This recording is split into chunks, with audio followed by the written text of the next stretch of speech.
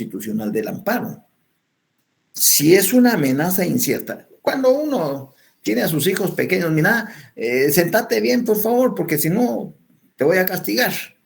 Ahí, sin querer queriendo, uno está amenazando a su hijo. Mirá, no estés comiendo con la boca cerrada. Cuando mastiques con la boca cerrada, por favor. O sea, uno está corrigiendo todo, pero y luego pues ya lo saca de onda y ya comienza con las amenazas. Pues igual es, desde el punto de vista jurídico, el ejemplo en el amparo. Si hay una amenaza inminente,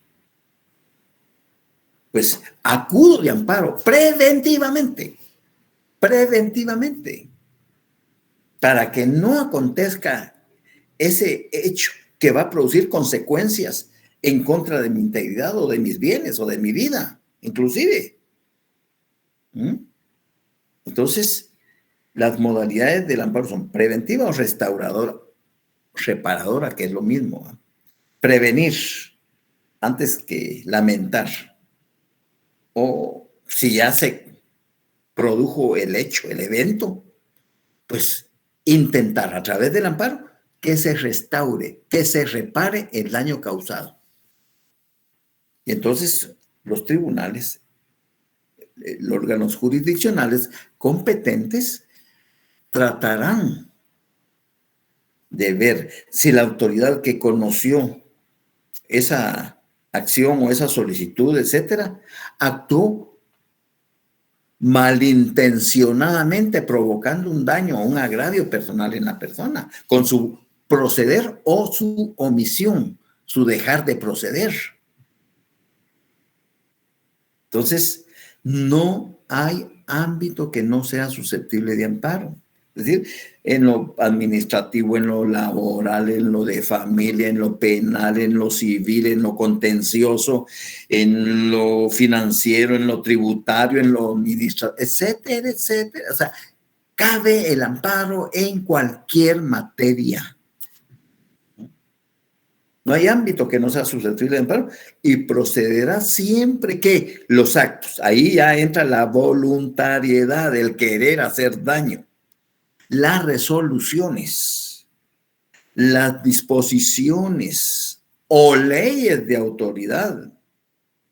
Imagínense, o leyes de autoridad que lleven implícitos una amenaza, una restricción o violación a los derechos que la Constitución y la ley garantizan. Pero alguien de ustedes puede decir, bueno, pero ¿y entonces y qué pasa con los estados de excepción? Ah, bueno, ahí ya estamos hablando de estados de excepción. Nos vamos al artículo 138, que se refiere a las limitaciones a los derechos constitucionales. Ahí claramente la Constitución explica al momento en que las autoridades, ya sea el presidente de la República o el Congreso de la República, implanten cualquiera de esos estados de excepción, la prevención, el de alarma, el de calamidad pública, el estado de sitio o el estado de guerra, entonces ahí explica en ese artículo 138 qué artículos constitucionales y qué derechos constitucionales van a ser restringidos mientras dure el plazo del estado de excepción decretado por esa autoridad. El artículo 138 claramente dice, si tienen la Constitución a la mano, subrayen el artículo. Limitación a los derechos constitucionales. Es obligación del Estado y de las autoridades mantener a los habitantes de la nación en el pleno goce de los derechos que la Constitución garantiza. O sea, ahí está clarísimo, clarísimo cuál es el qué hacer de las autoridades.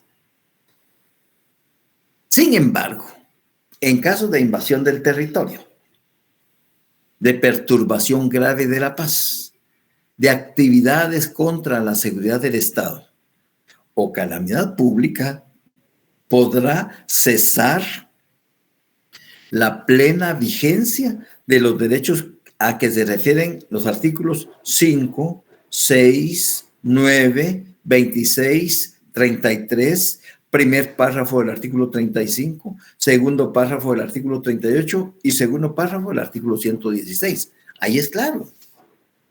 Ahí hay una limitación a los derechos constitucionales, tanto individuales como sociales, pero lo explica el motivo por qué se van a limitar. Hay en vigencia un estado de excepción. Pero si no hay estado de excepción como estamos en estos momentos y viene una autoridad tratando de, sin orden de juez competente, tratando de hacer un allanamiento a una vivienda porque presuponen, porque alguien les indicó que ahí se distribuye droga, el hecho de que sea fiscal o que sea agente de la Policía Nacional o investigador de la policía, tiene que mediar autorización de juez competente. Tiene que mediar. No, pero no. Usted no puede entrar a la casa así. Yo necesito, ¿dónde está la orden de allanamiento? ¿Ya? Y quiero, ¿ya? Y llamo a mi abogado en ese momentito y no lo dejo ingresar. Ahora, si traen la orden de allanamiento librado por juez competente, pues ahí no queda otra cosa que siempre dentro del horario normal de 6 de la mañana a 6 de la tarde, que dice la Constitución. ¿Ya? Sin embargo, he sabido de casos que no lo hacen en esas horas hábiles, sino en horas realmente que no están contempladas en la Constitución, argumentando razones de seguridad o qué sé yo, pero no es así el asunto, pues. Entonces, al concurrir, sigo con el segundo párrafo del artículo 138. Al concurrir cualquiera de los casos que se indican en el párrafo anterior, el presidente de la República hará la declaratoria correspondiente por medio del decreto dictado en Consejo de Ministros y se aplicarán las disposiciones de la Ley de Orden Público. En el estado de prevención no será necesaria esta formalidad, porque saben que según la Ley de Orden Público, el presidente está facultado sin necesidad de convocar al Congreso para decretar un estado de prevención. ¿Ya? Bueno, aclarado eso, nos vamos entonces al artículo 265. Es el único artículo que hay en la Constitución y que habla de la garantía constitucional del amparo. El artículo 265, que como ustedes saben, va a ser totalmente desarrollado por otra ley de carácter constitucional que se llama Ley de Amparo, Exhibición Personal y de Constitucionalidad.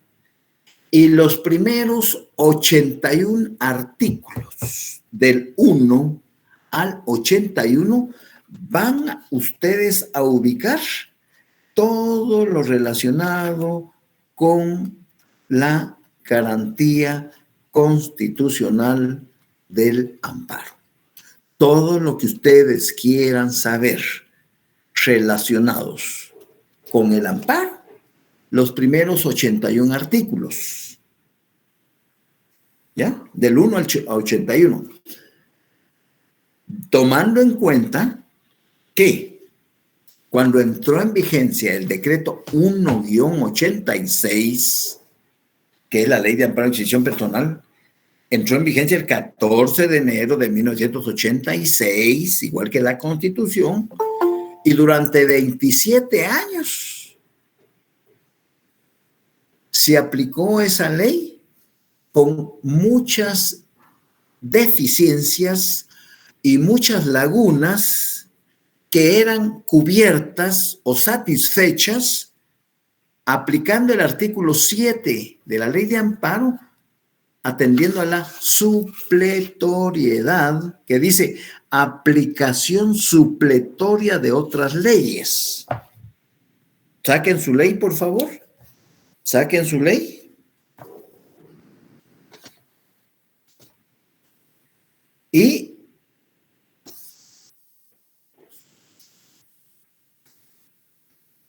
dice el artículo 7, aplicación supletoria de otras leyes. En todo lo previsto en esta ley se aplicarán supletoriamente las leyes comunes interpretadas en congruencia con el espíritu de la Constitución. Durante 27 años, del año 1986 hasta el 2013, siempre que un abogado iba a presentar una acción de amparo en contra de X autoridad, tenía que auxiliarse no solo del artículo 21, que es el derecho de petición, que son los requisitos de petición, ¿ya? El artículo 21, que es requisitos de la petición, siempre la misma ley, pero se tenían que auxiliar con el artículo 61, el artículo 106, el artículo 107 del Código Procesal Civil y uno que otro artículo de la ley del organismo judicial, para que subsanara las deficiencias y las lagunas que la ley mantuvo durante 27 años. Fue en la magistratura del año 2013-12 que los magistrados de la Corte de Constitucionalidad, por medio del acuerdo 1-2013, subsanaron todas esas lagunas que durante 27 años de ejercicio de la ley y de vigencia de la ley se venían supliendo con artículos del Código Procesal Civil y Mercantil y la ley del organismo judicial. Ya con la creación de ese acuerdo 1-2013 se subsanan esas lagunas, y con la creación del autoacordado 1-2013 se reforma totalmente la competencia en materia de amparo en todos los órganos jurisdiccionales, en todos los tribunales del país. Se modifica totalmente la competencia en materia de amparo en el autoacordado 2013. Por eso es que cuando yo les digo, por favor, hagan lo posible por comprar esta ley, es porque acá está todo incluido. Y no le estoy haciendo propaganda. Pero si solo los que tienen la ley, cualquier ley de cualquier otra editora, se van a circunscribir a lo siguiente. Por ejemplo, alguien que tenga otra ley de amparo en sus manos en este momento. Yo, licenciado. Bueno, Amanda. Muy bien, Amanda.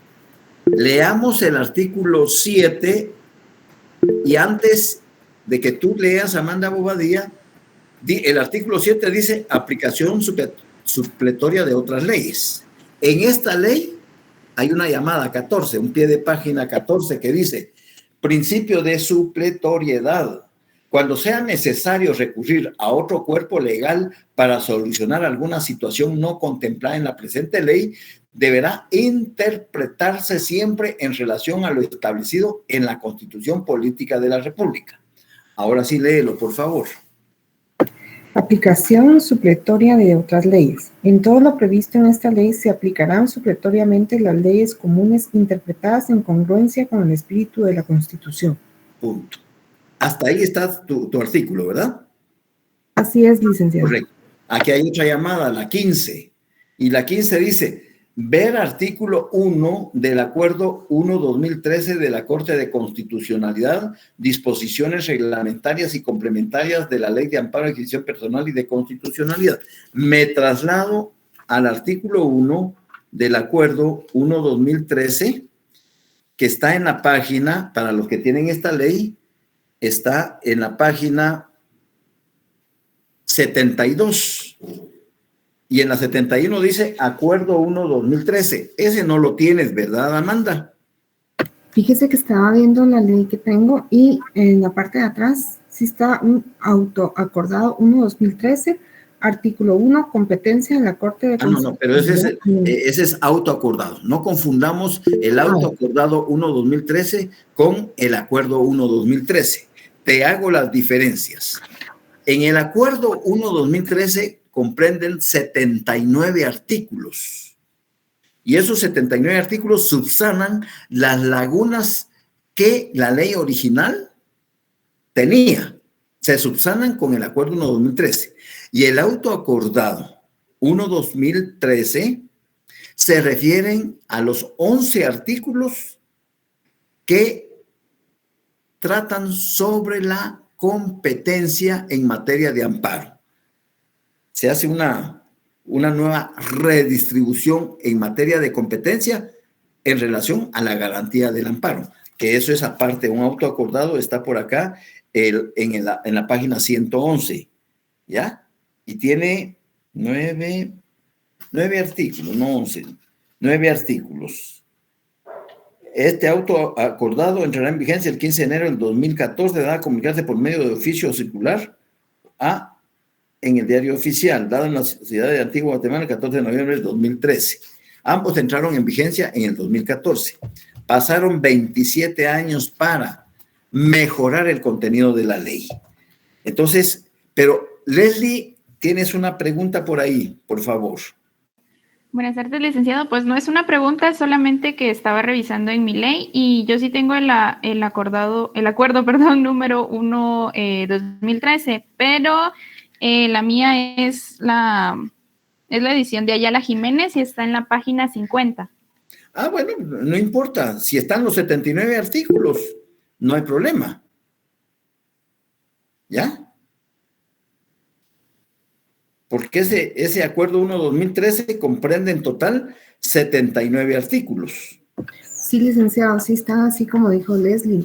Comienzan en la página 50, si tienen los demás compañeros de esa ley, y terminan en la 80 con el artículo 79, publicación. Correcto, perfecto. Entonces no hay problema. Lo importante es que esos instrumentos legales son importantes a la hora que respondamos aquí les denomino hojas de trabajo, ya no laboratorios, sino hojas de trabajo.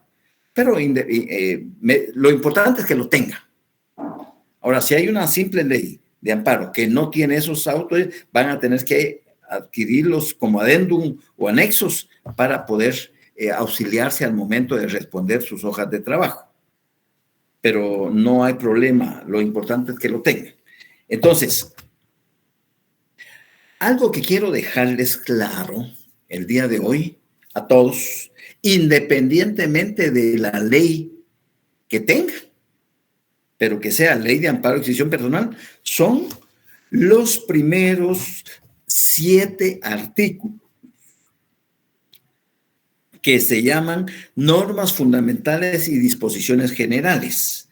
Solo les leo los títulos: el objeto de la ley, la interpretación extensiva de la ley, la supremacía de la Constitución, el derecho de defensa, el 5. Esto, desde ya, mastiquémoslo. Principios procesales para la aplicación de esta ley. Es decir, cuando se habla de principios procesales para la aplicación de esta ley, se está refiriendo no solo al amparo, sino también a la exhibición personal, y se está refiriendo a la inconstitucionalidad de leyes. Esos principios procesales se aplican a las 3 garantías constitucionales. Dice, en cualesquiera procesos relativos a la justicia constitucional. ¿Y cuáles son los procesos relativos a la justicia constitucional? El amparo, la exhibición personal y la inconstitucionalidad de leyes. Entonces, repito, en cualesquiera procesos relativos a la justicia constitucional rigen los siguientes principios. 1. Todos los días y horas son hábiles. Los 365 días, las 24 horas del día, todos los días y horas son hábiles. En materia de amparo, en materia de exhibición personal o de inconstitucionalidad de leyes. Aquí hay una llamada, la 9. Todos los días y horas son hábiles. 9. Principio de días y horas hábiles. En los asuntos relativos a los procesos de justicia constitucional, se considera que todos los días y horas son efectivos y disponibles. Esto debido a la importancia de los derechos que tutela y la necesidad de respuesta pronta por parte de las autoridades respectivas. B. Las actuaciones se dan en papel simple, salvo lo que sobre reposición del mismo se resuelve en definitiva. Está la llamada 10 que dice, principio de simplicidad en las actuaciones. Busca evitar las formalidades innecesarias y engorrosas en la tramitación de los procesos de las acciones constitucionales. C. Toda notificación deberá hacerse a más tardar al día siguiente de la fecha de la respectiva resolución, salvo el término de la distancia. Hay una llamada 11. Principio de brevedad en las notificaciones. Debido al carácter de urgencia de la tramitación de las garantías constitucionales, es necesario evitar acciones que puedan retardar innecesariamente el proceso, por lo que se debe informar a los interesados sobre todo lo actuado y resuelto en la brevedad de lo posible. Por último, los tribunales deberán tramitarlos y resolverlos con prioridad a los demás asuntos. Es decir, si el día de hoy en cualquier tribunal de la República por algún interesado, se presenta una exhibición personal o una acción de amparo o una inconstitucionalidad de leyes a casos concretos, cualquiera de esas tres, el tribunal debe darle prioridad sobre los demás asuntos. Los tribunales deberán tramitarlos y resolverlos con prioridad a los demás asuntos. No quiere decir que, se olviden y me voy a dedicar. No, pero tiene. ¿Por qué? Aquí viene la llamada. 12. Principio de prioridad en el trámite. Se debe dar prioridad a la tramitación de las acciones constitucionales, ya que se encuentran en juego el orden constitucional, la integridad y libertad de las personas. O sea, es bien importante eso. Luego, el artículo 6, el impulso de oficio. En todo proceso relativo a la justicia constitucional, solo la iniciación del trámite es rogada. Aquí tengo yo un memorial de amparo y el llevarlo al tribunal a que lo recepcionen, a que me lo reciban y le pongan el sello de recibido y la firma del comisario y la hora, esa es la rogación. Ahí solo el trámite solo es rogado, ¿ya? Solo la iniciación, solo la presentación del trámite rogado. Todo la ventilación del proceso es bajo impulso de oficio, bajo la responsabilidad del tribunal. No es como en lo civil, en lo laboral, todo que esa petición a solicitud de parte, que cualquier acción hay que solicitar. No, aquí el proceso, una vez presentado el memorial de amparo, el proceso se lleva a cabo mecánicamente, entre comillas, así tiene que ser, entre comillas. Pero aquí, como dicen algunos jueces, es que aquí el que manda soy yo porque yo soy el juez y yo decido. Bueno, ahí sí ya no puedo decir absolutamente nada. Pero según el impulso de oficio, es que solo la presentación del memorial es rogado y todo el trámite del proceso cae bajo la responsabilidad del tribunal. En todo proceso relativo a la justicia constitucional, solo la iniciación del trámite es rogado. Todas las diligencias posteriores se impulsarán de oficio bajo la responsabilidad del tribunal respectivo. Quien mandará se corrijan, por quien corresponda, las deficiencias de presentación y trámite que aparezcan en los procesos. ¿Ya? Y por último, otra cosa importante que quiero que les quede como invitación es, ¿y qué pasa si presento un amparo en un tribunal que no es competente? nos vamos al artículo 6 del auto acordado 1/2013. ¿Ya? Auto acordado 1/2013, página, bueno, los que tienen esta edición se van a la página 114, que dice artículo 6 del auto acordado 1/2013. Determinación de la competencia. Las competencias de las Cortes de Apelaciones o de los tribunales colegiados de igual categoría y de los jueces de primera instancia constituidos en tribunales de amparo serán ejercidas bajo su estricta responsabilidad por razón de territorio, materia y jerarquía de la autoridad denunciada. Y aquí está lo que les estaba diciendo. Cuando la petición de amparo sea presentada ante un órgano jurisdiccional no competente conforme a esos elementos, el tribunal se limitará a dictar de inmediato resolución que contenga como único pronunciamiento la remisión al tribunal competente o, en su caso, a uno de los centros de distribución implementados por el organismo judicial para la asignación correspondiente. Y luego aclara, se exceptúa lo anterior cuando se encuentra en riesgo la vida de las personas, en cuyo caso el órgano jurisdiccional ante el que se presente deberá emitir pronunciamiento en relación con el amparo provisional y procederá de inmediato a remitir las actuaciones a donde corresponda. O sea, aquí no hay pierde. Por eso es que no hay materia que sea susceptible de amparo, porque si la misma integridad personal está en juego, y aunque no sea el tribunal el competente para conocer el amparo, debe de otorgar el amparo provisional. Debe de otorgarlo.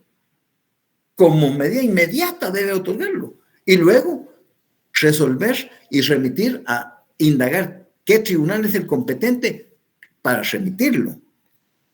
Veamos lo que yo les estoy diciendo y vayámonos al artículo.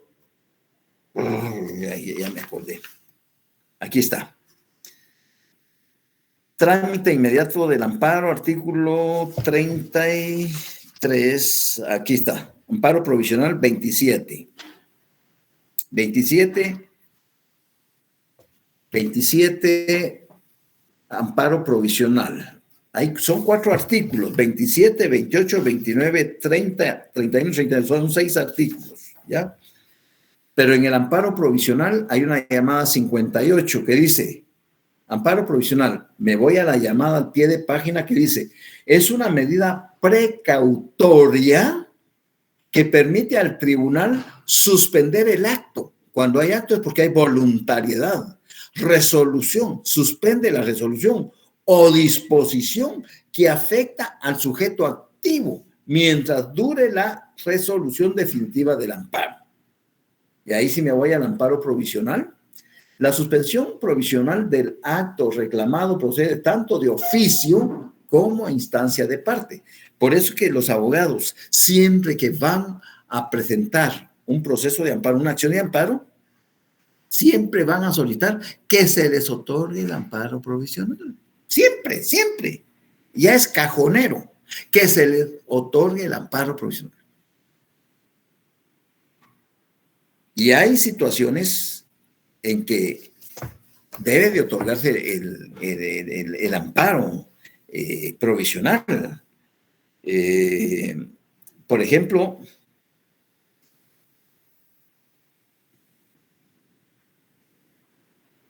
en el artículo 28,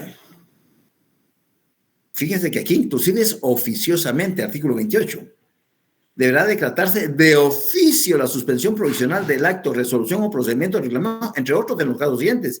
Si del mantenimiento del acto o resolución resultare peligro de privación de la vida del sujeto activo del amparo, riesgo a su integridad personal, daño grave o irreparable al mío, o sea, es una garantía tremenda, ¿ya?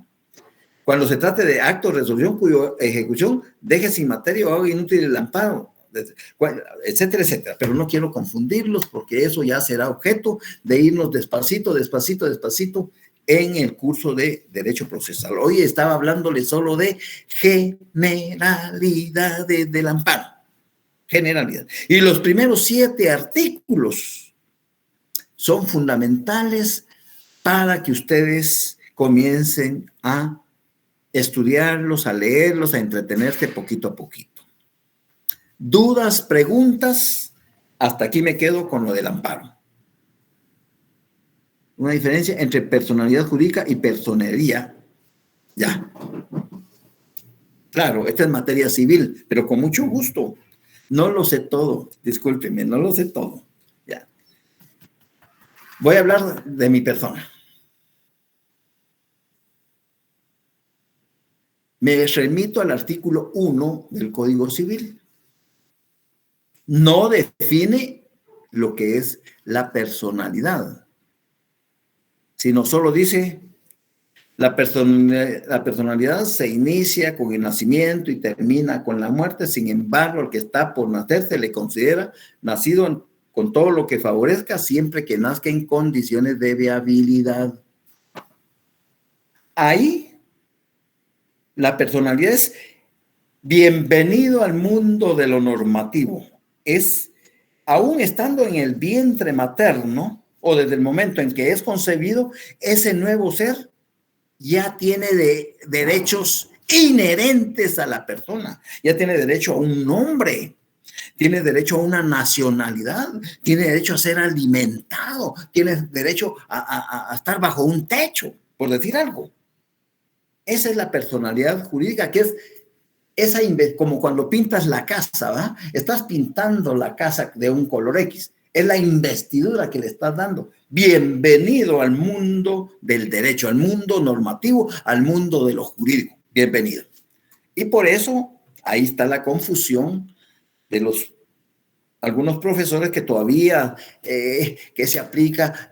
No, el Código Civil habla de la teoría ecléctica que acepta que la personalidad tiene la viabilidad, la de la concepción y del nacimiento en cuanto a las teorías.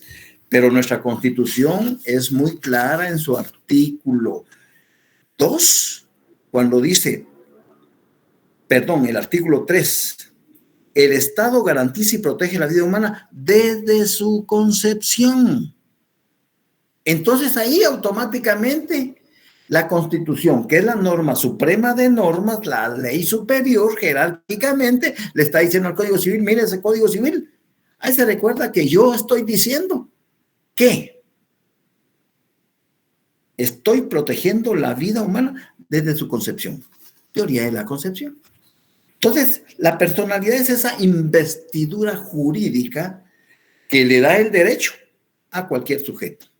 Y por eso, al hablar de personalidad jurídica, tenemos que hablar de las capacidades de goce y de ejercicio. Porque todos, aún sin nacer, tenemos la capacidad de goce. Todos tenemos la capacidad de goce. Pero la de capacidad de ejercicio, ¿cuándo? Cumplamos los 18 años. Es ciudadano, hombre y mujer, que ha cumplido 18 años. Ahí está su capacidad de ejercicio.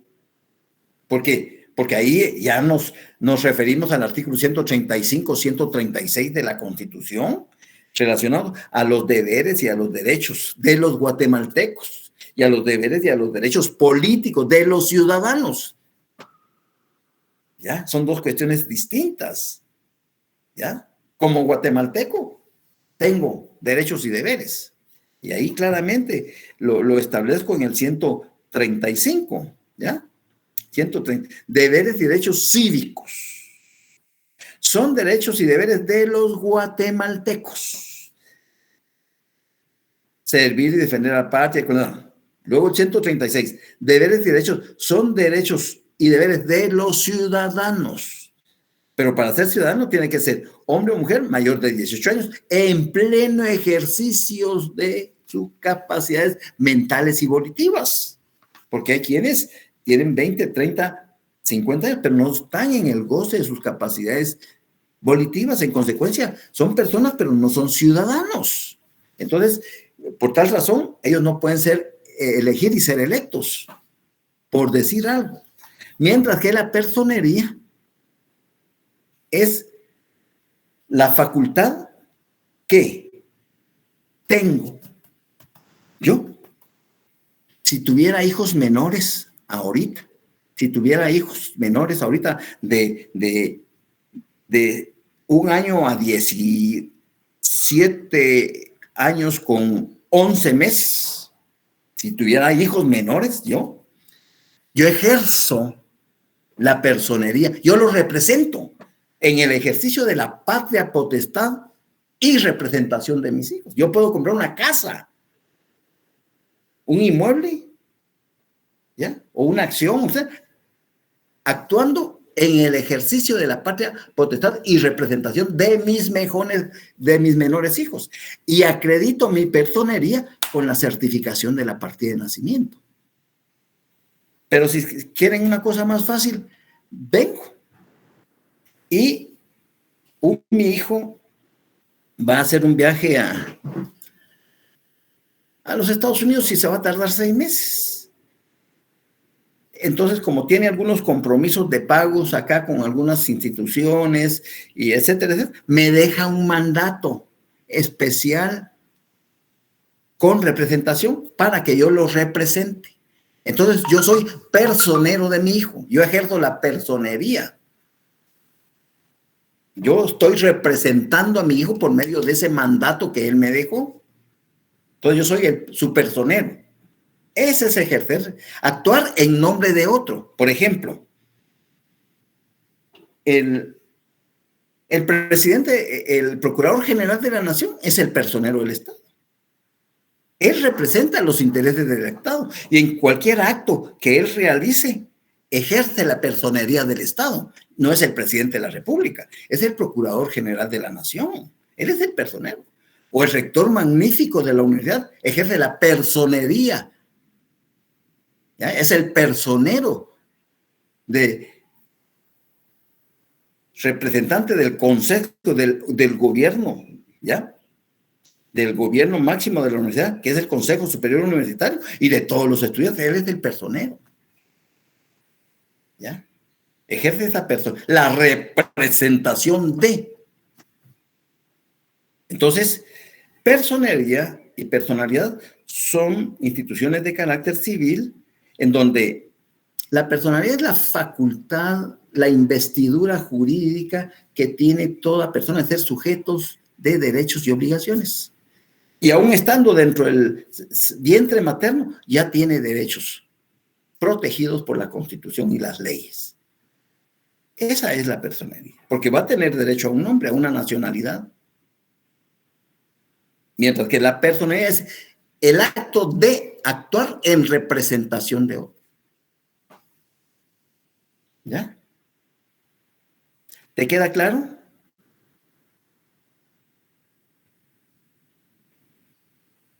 No, hombre, estoy para servirles. Estoy para servirles, ¿ya? Bueno, muchachos, fue un placer. Nos vemos el día lunes a las 4 de la tarde.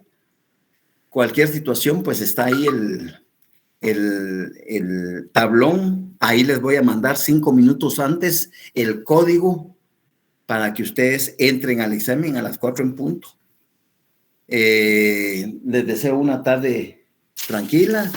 Al igual que ustedes, me puse a trabajar fuerte y de sus laboratorios. Aquí están todos sus laboratorios ya sacaditos. O sea, también estuve trabajando como ustedes. Así es de que, y por favor, si conocen algún compañero que no se está conectando, díganle que el viernes 6 a la hora de clases es el único día que vamos a calificar el texto paralelo. Les deseo una feliz tarde.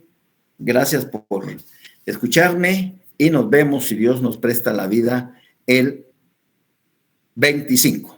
¿De acuerdo? Feliz tarde, licenciado. Feliz tarde, licenciado. Gracias. Feliz tarde, licenciado. Buenas tardes a todos. Un abrazo fuerte.